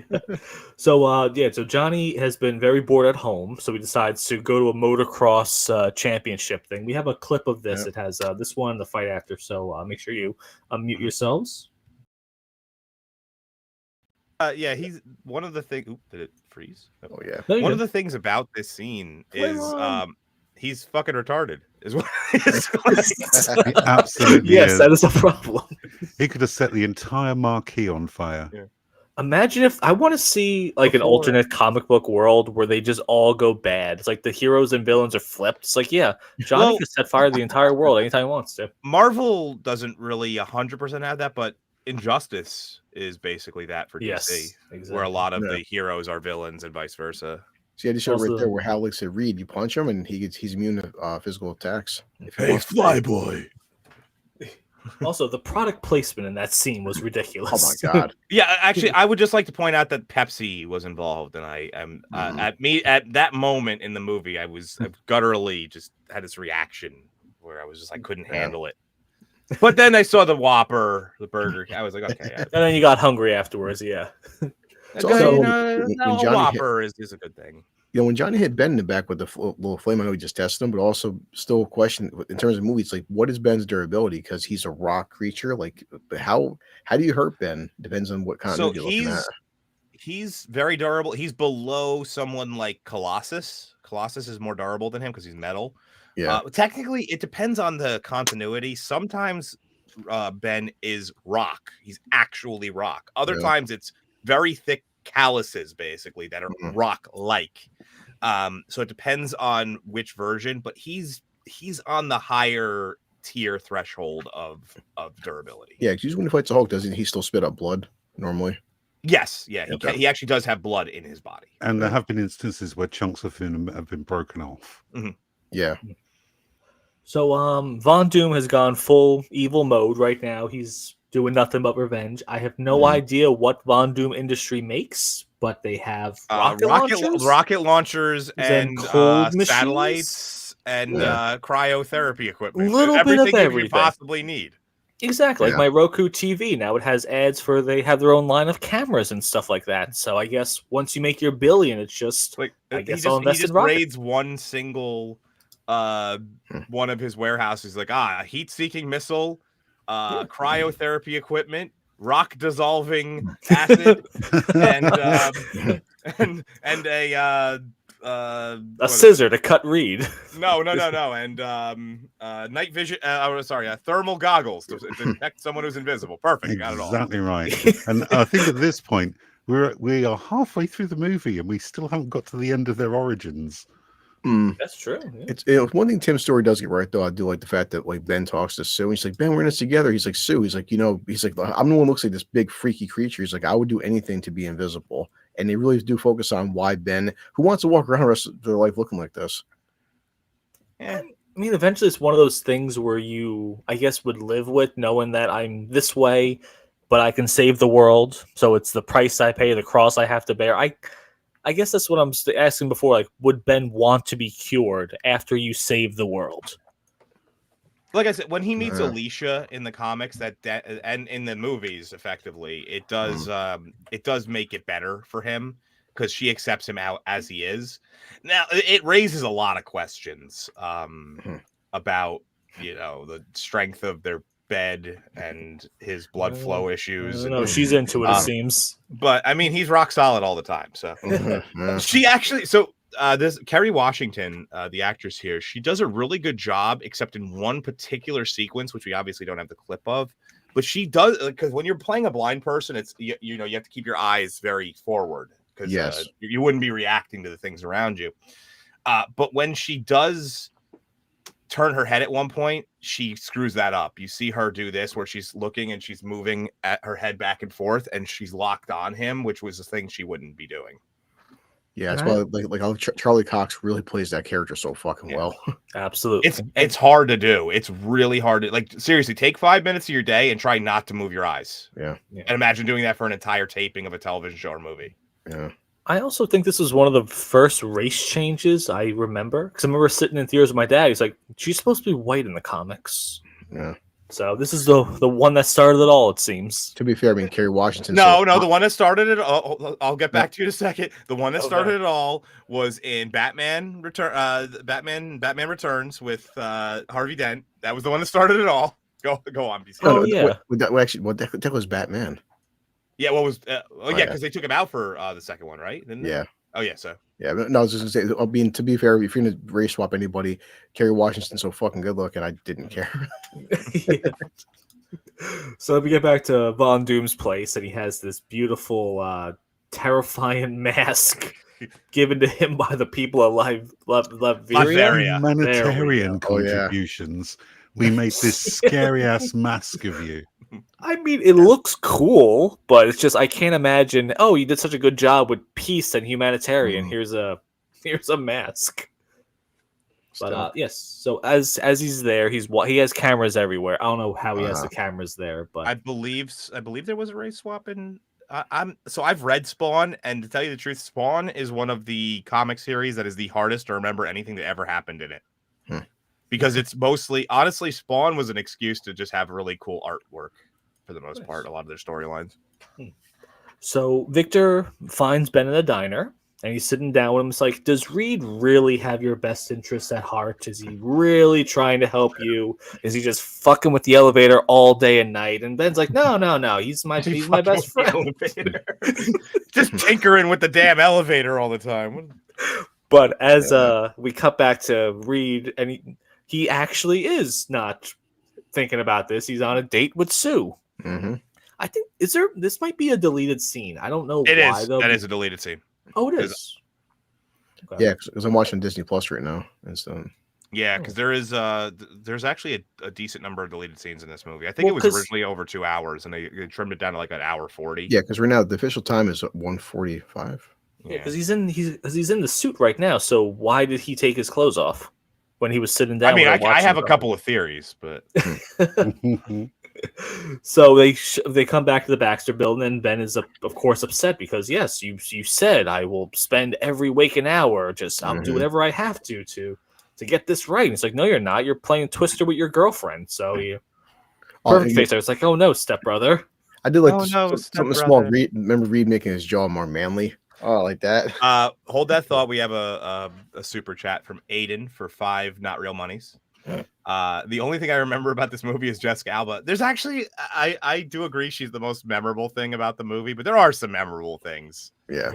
One thing I picked up actually when I was, we just passed the scene. For years, I didn't catch this, but I did on the rewatch this morning. They put Ben from the wrong location. They say that he's the only mook from Brooklyn who ever went into space, but he's not from Brooklyn. He's from Yancey Street, which is in the Lower East Side of Manhattan. So, like, it's a very similar accent, but he's not from Brooklyn in the comics. So, I didn't know that. Yeah. Oh yeah. So, as we were saying before, Reed, I like what you guys said. That he just stretched himself out to, use the leverage against people. But yeah, that's what he's doing with Ben right now because Ben cannot move whatsoever. I forgot to thank you, Aiden, for your super chat. I went on my rant about Brooklyn versus the Lower East Side there. I forgot to thank. Yeah. And as Ben's leaving, this part is actually, I think, is a really bullshit thing because I actually have this toy, and the toy does not make the sound whatsoever. So as Johnny says, it is just a prototype. So that's probably why mine doesn't talk at all. So Ben's just pissed off. He decides I'm just gonna smash this thing. I have the Diamond Select one right here. Ooh. You can beat someone to death with this thing. This is like one of the heaviest action figures I've ever felt in my life. It's solid. Like, oh, can you go to part 3, please? Sure. Yeah, the next part we're gonna kind of blow through this. There's really not a lot going on in it, but yeah, Reed decides, okay, Ben's right. I have been screwing around too much. Yep. Let me turn this machine on. Let me test it on myself because that's what friends do. It's working out really well until he starts having stroke face, and it just starts stretching him out all the way. And this part I really didn't understand. Maybe it's in a deleted scene because the next scene of it, Von Doom is just in his house. No, I think it's just really poorly cut. They really speed through. So the beginning is really condensed. The middle it's really elongated with all those like family parts we were talking about, and then the end is really condensed. So the pacing of this movie is off. They really probably should have trimmed maybe about 10 to 15 minutes out of the middle and slapped it on either one of the other ends. Yeah. Because when I was watching this just for the first time in 10 years, I was like, does Victor have his own machine? I thought he was building it across the street, but no, he actually just called Ben, brought him back into the Baxter building. Don't know how he did it without cell phones back then, but it's okay. And he realized that, okay, I'm going to be the power source. The reason why the machine wasn't working is because it didn't have enough power. But Von Doom now has that power. So he puts his arm in it, makes the machine. Oh, we have a super chat. No, it's just a regular one. I like to restore the Alba verse. Sorry, I missed it. She doesn't really act anymore, actually. Didn't she? No. She married like a really rich dude and basically just does a lot of humanitarian work now. Then she made like that one clothing line where she like most actresses, she makes a clothing line, makes like $500 million off her fucking clothing. Yeah, she does a lot of humanitarian work now. She doesn't really do acting, and I don't blame her. I mean, it's if you don't need the reason you act a lot of times is for the money. I mean, unless you're like a true thespian at heart. Yeah. And like if you are making money elsewhere, why bother? Yeah, exactly. On top of it, too, I mean, like recent Jennifer Love Hewitt, and everyone's shitting on her fucking looks. Like, I don't understand that at all. She was, I like her thicker. I seen the new movie and she looks fantastic, but it's like I don't get it. I don't know. I couldn't put two and two together on why people were. Yeah, it's like she's almost 40 or whatever. No, she's 48 years old with 3 kids. Sorry, she's almost 50 and has 3 kids. Like. Yeah. She looks great. Like, stop. Well, the problem is people pull one comment from the internet and then it goes everywhere. It's the bots. It's the Snyder bots out there. Exactly. But Ben is now cured. Machine has worked perfectly, and Victor's all screwed up from it. And he's like, and Ben tells him, he's like, oh, well, now we can fix you. And Victor says, why would you fix me? Everything's great right now. And also, you guys too. Like, I was wondering your take on Ben. Like, Ben to me always felt like just a regular, average blue collar guy. He's not some jacked up fucking bodybuilder neither. I like to check what's his build right here. I agree with that. Well, of course, you would love someone who's blue collar. Exactly.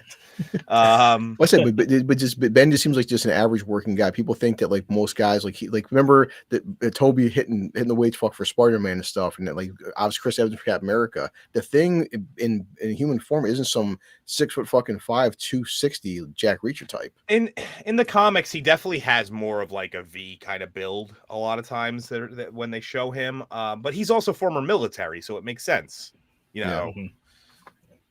But he's not strong enough to take a backhand. That is the single scariest screenshot you have ever taken. Holy shit!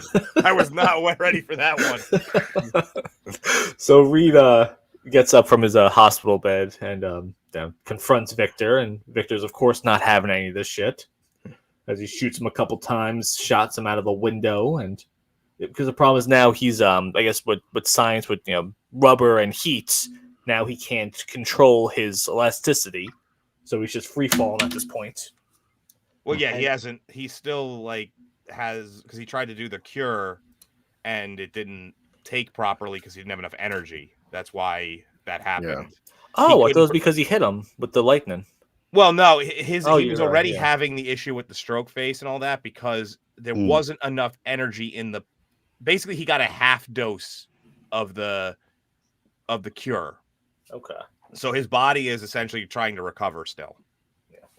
I always love this line as Victor's leaving the elevator. The doorman's like, "Hey, is everything okay?" He's like, "Yeah, I'm never better, Jimmy," and just backhands him out through the window. Like I said, He the just wire throws work. people into glass a lot in this movie. Yes, he does not care about anything.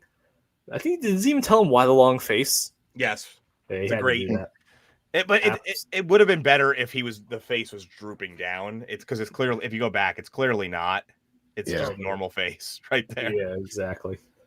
So Von Doom is now, fully gone into this mode. Takes his humanitarian mask and everything, and It's a That- good job oh. it's designed to perfectly fit his face. of course, I don't know what exactly is this in his veins at all, or it's just in the suit, or don't That's a good question, actually. yeah. I've always kind of wondered that, like, how is this pumping into? Because obviously you can see it through the suit and everything, but You can Yeah. you can also tell that they took another thing right out of X-Men. It's like, you know what happens to a toad when it's struck by lightning? He's like, you know what happens with a rubber when it's hyper cooled? Same thing as everything else. see, they're trying to recreate cinematic gold. That's the problem with these places Mhm. today. No originality. Yep. So he decides to take the rocket launcher that he took from Von Doom Enterprises, and of course it has heat sensor abilities on it. And since Johnny's the hottest one over there, he shoots it over at him. And Yeah. what was the line that I'm sorry, what was the line Sue tells him? Like, don't think It's about it, never do. don't even think about it. Never do. Yeah. Yeah. We get to see Johnny full in the flame on aspect of it as he's trying to evade this heat-seeking missile. Ben, of course, feels useless because he can't do anything. He's a human now, but he sees the machine still on, so he decides, let me give this a shot, though. And Johnny is on the, what river would this be? Hudson. I don't know. Hudson Bay. Yeah. So I don't understand. Actually, this is no. This is not. This is the Manhattan Harbor. This is the New York Harbor. Okay. Yeah. So if you said river, and I immediately thought of the Hudson River. My mistake. Hudson River is like on the other side. Yeah. So Johnny realizes he can't evade this thing. This thing's been tracking him the entire time. So he shoots a garbage barge, I think this is. Yeah. Yeah. Poor son of a bitch who's just gonna say, like, this dude is dead, right? Just a guy who's captaining that. He just died. As usual, the Fantastic Four have done everything terrible for the city. Johnny's like, better you than me, motherfucker. I have hot women that I need to get back to. Exactly. I mean, all those barges, those are automated. There's no one driving that. This was the You 2000s. can't see- I don't think they You have. can't any see that dude automated standing stuff. there in the you can't see that guy at all. He's not right there. He has to go home to his wife and explain what happened. He's like, Yeah, some no, dude and on fire just blew it up. What's worse is, like, he survives this, right? And Yeah. now he has to explain to, the New York Sanitation Division, and probably go in front of the city council and explain that his barge of garbage blew up in the water. So just like Reed screwing everything up for Von Doom, turning them into a supervillain, now we're gonna get this dude's backstory. Yeah, of- he was the villain in the third movie, the Garbage Man. Wow. That'd be funny. He The becomes the Trash moment. Man. I'm sorry, Jimmy, but without the barge, there's no job for you here anymore. We've got to let you go. But my son, he's attached to tubes in the hospital. What do you mean I can't go? We're getting to the Don levels of backstory now. So man. yeah, sorry. So yes, Sue. Honestly, I want to just make up a whole movie now based on that Wouldn't guy's that be bad perfect? night. All of So, his yeah. gadgets are garbage based. It's just like his armor's made of old metal trash cans, like aluminum trash cans and shit. Yeah, They will call me Garbage Man. See, that is the movie we need right He now. just, Of course, he just starts throwing fucking old banana peels and half-eaten cheeseburgers. obviously starring Bella Ramsey and Pedro Pascal. Yeah. So we get to Sue has broken into the Von Doom Towers and has turned off the machine, and Victor finds her and lightning blasts her. But that's the problem where I have where people are getting hit by this stuff and they're not instantly dying. Like I can understand Reed because he's stretchy, but Yeah. I don't remember Sue casting some kind of a force field or anything. I mean, She- the way Go it's hit, ahead. it's like the way she's hit. It's kind of like a real quick brief. Like there's some impacted, blunted by her force field. A lot of her powers are subconscious as well, Yeah. especially at this point. So she kind of always has a passive shield around her. Yeah, It's gonna be kind of scary though. Like one inner thought, bad thought, and it's just everything's over for everybody. Well, I mean, yeah, that's kind of you kind of could say that about almost a lot of superheroes, though. Is that if they don't learn to control it, they can do a lot of damage. I thought you were gonna say it's a lot of things about women, but Especially the women superheroes. Like seriously, bitches, just get over it. Like, so Ben has used the machine. He's Yep. back to thing mode. Bursts in there, does of course the it's clobbering line and punches Von Doom into next week. he said the thing. Yes. well, he actually does have a line when he turns back into a human. That's when you're looking when you hear him say it, it doesn't seem as corny. But when you read it, because I do everything with subtitles now because I try to catch things in the Same. I think that's also because a lot of movies now that are coming out and a lot of shows have terrible sound mixing, so I miss a lot of lines. Or Dude. just my ears suck now. I don't know. I'm not sure which. No, except being in a theater, I can't watch TV without subtitles now. Yeah. I've been doing it for the past 15 fucking years. And he says when he's like, "Oh, and now there's no thing in your way," but they highlight thing. Yeah. So it's like, It's like we know what you guys are doing there. So he's giving Reed a lecture now about this is trusting Doom and everything like that, and Doom recovers and Reed? Yes, we have the final clip here. It's a long one. Make sure you unmute yourselves too. Nice. I Yeah, I love right this. here. Oh, sorry. Oh, go ahead. No, you go ahead. No, because I mean, physically, right now, the only person that can match Victor is Ben. Do you remember Mortal Kombat versus DC Universe when they would like have the fights over when they would fly off of this? That reminds me of this. Sorry, ladies. I need your car. It's the clutch sticks. It's not gonna be a problem. I know. I think this is a really cool fight scene. It's just it highlights that the Fantastic Four tend to make up for each other's weaknesses and highlight each other's strengths. Yeah, that's why I said like the four of them. I mean, Ben can like at least slow Victor down, but not one of them can take Victor by themselves. Especially at this point where they don't know all their powers. So yeah, you know what happened? Do you know what happens to super hot metal when you cool it off really quickly? The same thing that happens. Never mind. did the opposite of T-1000 right there. I wish that they would do that in every movie. Like, yeah. Do you know what happens to family when you piss off Vin Diesel? The same thing that happens to everyone else. Yeah. I really love this scene right here, though. How everyone's cheering and everything's happy. Like, there's literally a dude behind them that's suffocating to death. So they actually scientifically are wrong. Yes, it does harden the metal, but it also makes it extremely brittle when you do that. I took chemistry 101, believe it or not, in high school, and I know the answer to the question.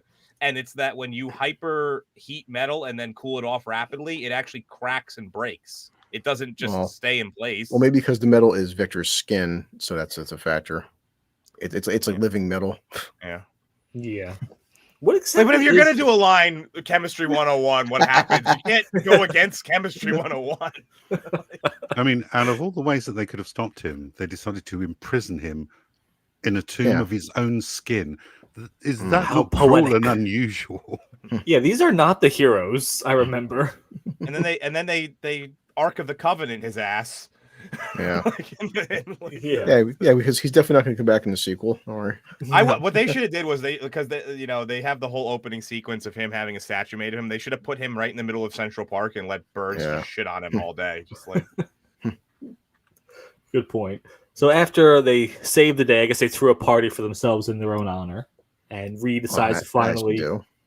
Well, they had to employ the barge guy, so they bought a boat, and they were like, "Hey, you could be the boat, like you be the captain of this this yacht now for the Fantastic Four." Don't worry, we'll pay for Timmy's Yo. surgery. I admit to. I think the only problem is like they're doing the party. So Reed made Ben some like custom shoes. When you have Rox's feet, do you really need to be wearing sneakers?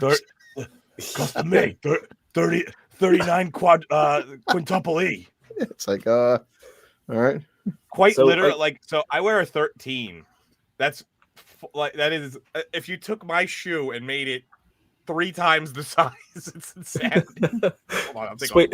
So the shoes are from Reed. Yeah, like that's Yeah.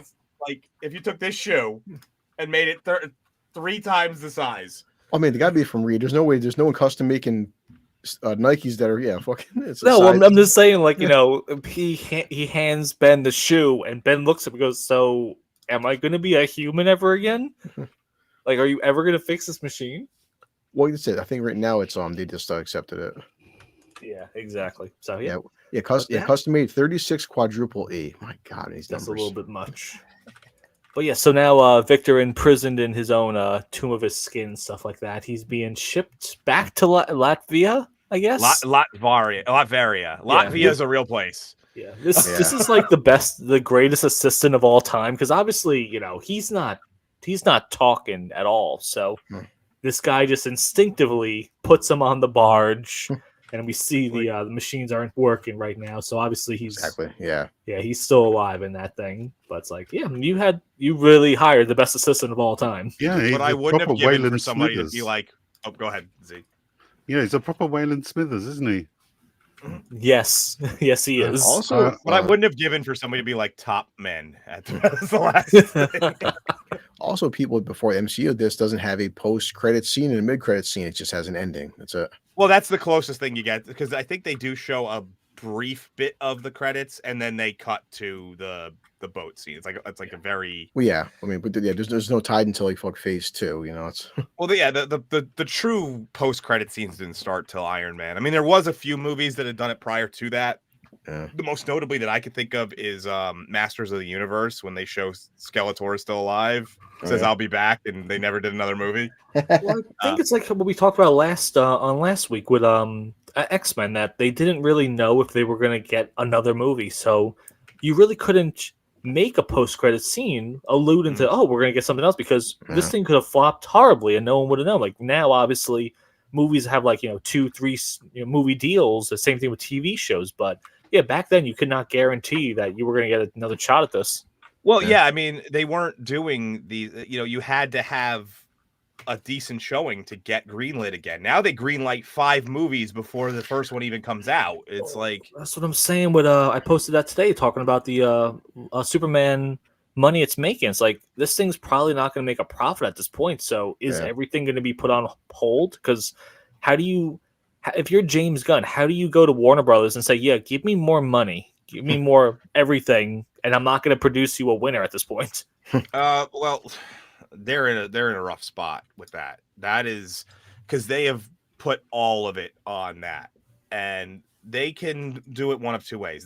Because if they pulled the plug, it's essentially saying like, we suck and you can't trust us to make anything good. And so what they're going to have to do is they're going to have to try and let him like a batter in a slump. You just got to swing your way out of this. The next movie better be a hit. Like, we need this to work, But unfortunately, the next movie is Supergirl with drunken delinquent. Yeah, that's going to go over well. We do have a super chat from our friend RRTNZ. That's getting blocked by. Okay, there we go. Now I can read it. For $5 New Zealand dollars, which I love that it actually has the same logo as the American dollar.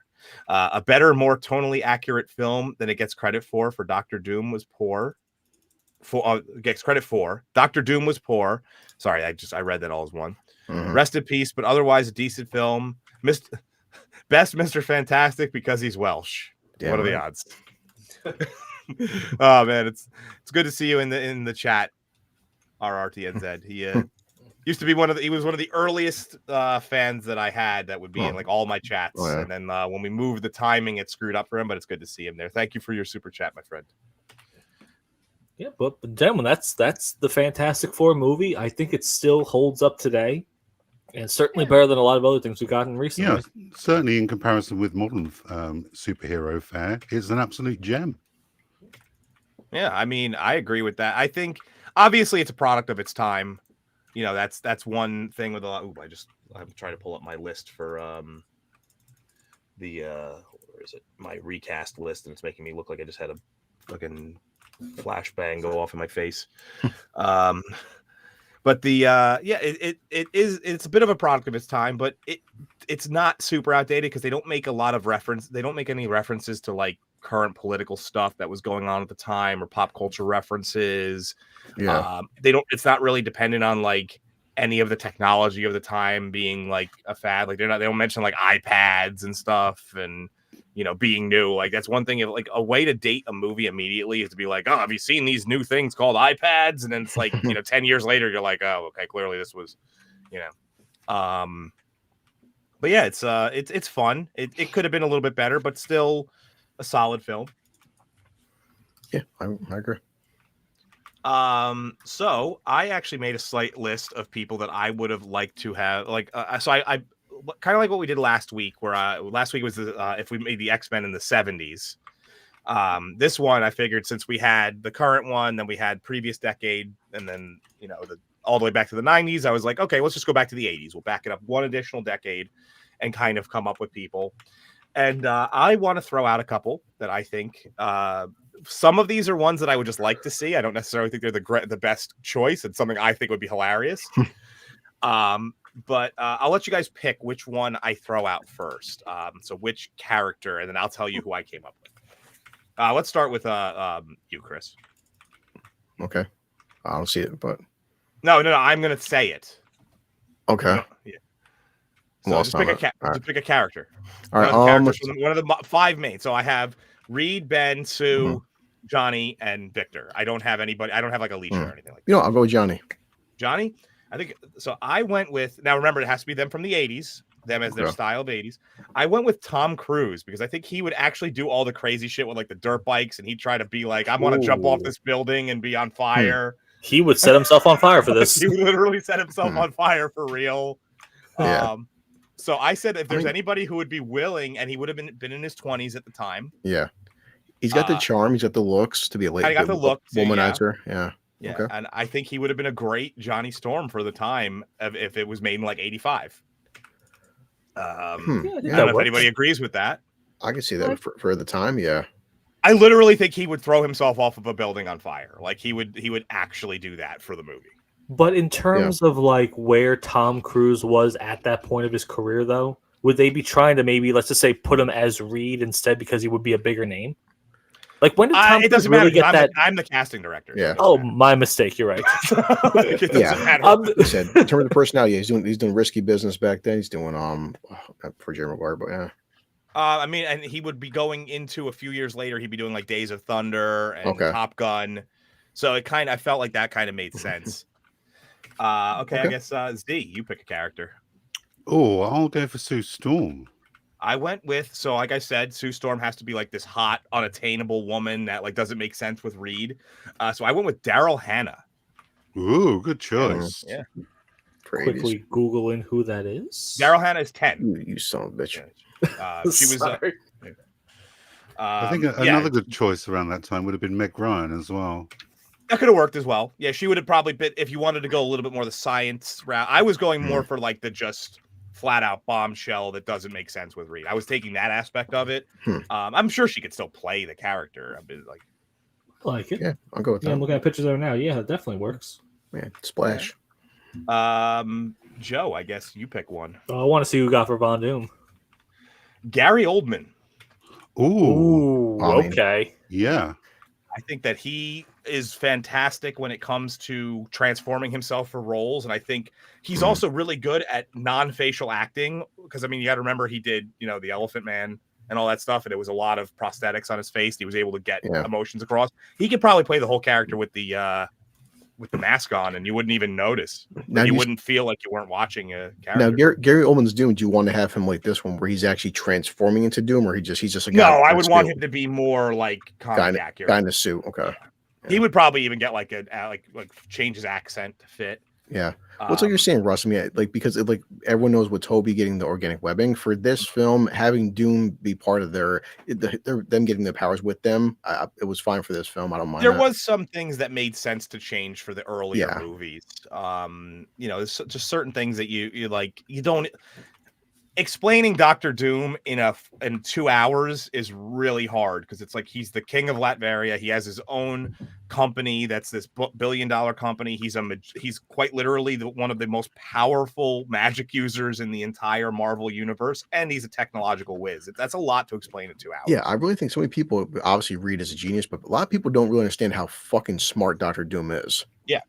He's one of the he's up there. He's in the Tony Stark range. Reed is generally considered number 1 on the smart scale. But right behind him are the Tony Starks, the Bruce Banners, the Victor Von Dooms. Yeah.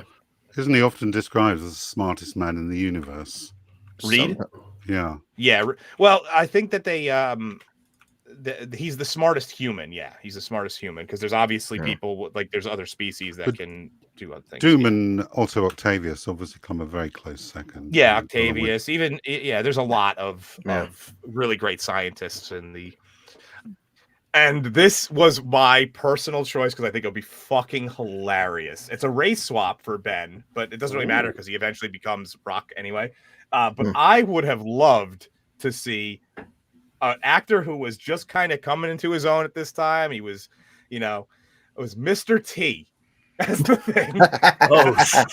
Okay. That would have been quite cool. Instead of saying it's clobbering time, he walks around saying, "I pity the fool." Pity the fool. Plus, he's got a rock mohawk. Oh my god. Oh yeah, he would. Plus, he played Clubber Lang too. That's where I came up with it. I was like Clubber Lang. I was like, that one was mostly for my fun. That's funny. Well, I mean, in terms of Ben Grimm back in the 80s, I think the Dolph Lundgren is too fucking big. You need someone. It's got to be an average sized guy to be in human form. Well, I just think it would be funny to do that because like Ben as he is the he's supposed to draw your attention anyway. So I think it'd be hilarious if it's just Mr. T just spouting off Mr. T-isms. What about Harrison Ford? As Mr. Fantastic. As Mr. T. No. Oh god. Give me that movie. Harrison Ford as Mr. T. Well, it's like Russ, you said that everybody here and watching, people throughout history, rape swaps, nobody was pissed off that Michael Clark Duncan was Kingpin because when people did stuff back in the 80s and 90s and even early 2000s, you felt like it really was the best actor for the fucking role versus the shit we get nowadays.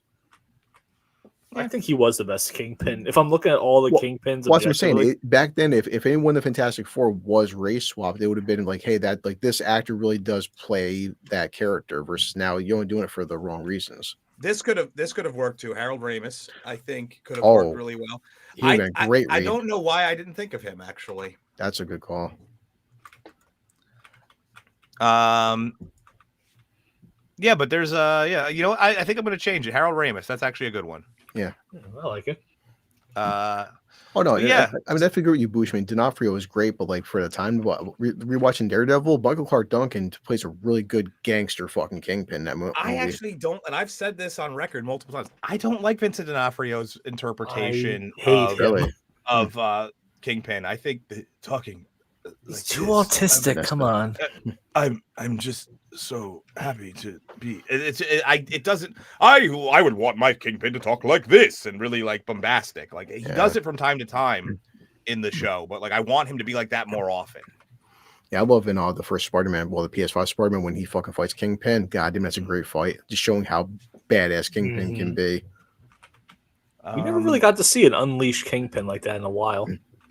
That was one of the you're talking about the one that the PS4 and like that era one, right? Yeah, because the opening fight where Peter's fighting the Kingpin when they're just knocking each other through pillars and stuff, and he beats him. But like especially with the 90s, you remember the 90s cartoon? That's probably the best Kingpin we've seen. Like he's just physically he's matching Peter. But when I'm reading a comic and it's Kingpin, I read it in that voice from the 90s cartoon. That's how good it was. I guess, did anybody have anything left to say about the movie before we move on to the last little bits? Well, as a movie, it's got tremendous rewatchability. You can come back to this at any time and not be bored in when I was watching it again yesterday, I quite enjoyed it again. It was good. But you're not going to get that from a lot of modern day movies. I'm not going to go rewatch the Thunderbolts again. I'm not going to rewatch the Marvels again. I'm not going to rewatch Brave New World again. But this, I'll probably come back to it another 4 or 5 years. Yeah, it definitely holds up still. Yeah. Sorry, Blue, do you have anything? No, everything 3PO said. I can watch it from time to time. I'm not going to pretend it's a 10 out of 10. It's a great fucking movie, of the best comic movie we've seen, but it is definitely watchable with friends. It's not like I sit down like, oh shit, Russ wants to watch a terrible fucking film. It's good for what it is. It could be improved, but it's not bad. But it's not compared to Captain America 4 or the new one, for example. So it's definitely watchable. I mean, I enjoy it for what it is. Okay. So hold on, I have from Jacob WD40. Can't stay because of work, but fantastic thumbnail. I agree. I appreciate the love for the thumbnail, but yeah. So I guess that's pretty much it. That just leaves us with the hold on, pull it up. The plug your shit segment. That's where you tell us where you are, where you've been, where you're going, what we can see you in. And I think we'll start with Chris today. I've mostly been slowing down, but I figure, some asshole I know did an Ironheart video that got a couple 100,000 views. So I should probably get fucking drunk this week and watch Ironheart because I heard it's worth watching. So, yeah. So I did a Superman video. I know you did, Russ, and what else? Oh, our friend Enzo and Box Office Brawler you hung out with said that new Pedro Pascal movie is actually worth watching. So I'll probably see that tonight. Two people, when Brawler said it and Enzo's like, they said it's actually the one time Pedro Pascal is actually good. So I'm like, you know what? So it's called Eddington. I'll check it out tonight and make a video. All right. Z. You can find me on the Trev Retro channel and on the Mr. Brown Alliance. They do have their Sunday roundup straight after this show at 10 o'clock. So do feel free to go and have a look later. It's basically old men shouting at clouds. Nice. Joe? I'm starting a new segment on my channel, movies that Joe does not understand at all. Started with Nosferatu. I need this movie explained to me as if I'm a 5-year-old, and then I'm going to do No Country for Old Men. So yeah, just all the movies that I do not understand at all. And as for me, I do have a bit of an announcement about the show. So Two Hoes is going to become a little bit more sporadic. It's going to become more of a secondary show. We are going to be, me and several people are starting a more contemporary show about what's going on. And also, whatever I kind of feel like at the time, mostly because these shows, as much as I love them, have become, with my increasing, output on videos, and I travel more for work, my actual job now and stuff, putting together these streams is becoming a little bit more difficult. So they're going to become more of a monthly special kind of thing, but I will be replacing it with another show, which I will be announcing very soon. So, and obviously I'll be covering the latest Fantastic Four. So, but yeah, I think that's everything. I think it just leaves me to thank our audience, thank my co-hosts, thank my guests, and let them wave to you guys like the end of a SNL sketch. I'm waving. Yeah. Catch everybody later. Bye.